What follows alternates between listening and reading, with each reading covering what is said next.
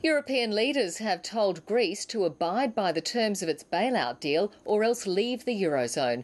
The Greek Prime Minister's shock decision to call for a referendum is threatening to upend talks on reforming the global monetary system.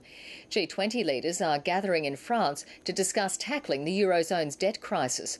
The Prime Minister Julia Gillard is among them. She's calling for the IMF to have more power to head off future problems.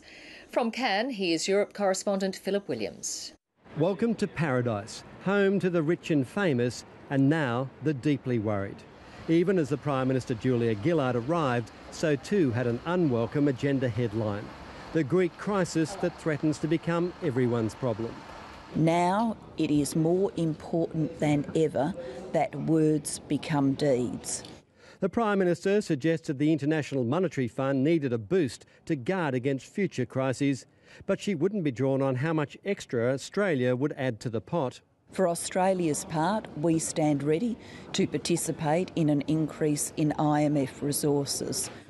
And while the Prime Minister is largely a bystander in this European mess, the main players, Greece, France and Germany, were in frantic talks, trying to avert another dark twist in this long-running drama. We've made it clear once again that the referendum can only concern whether Greece wants to stay in the Eurozone, yes or no. I believe the Greek people want us to remain in the Eurozone, and I believe that this referendum will show so. And there were warnings that if the Greek government doesn't stick to the original agreement, it will hurt everyone.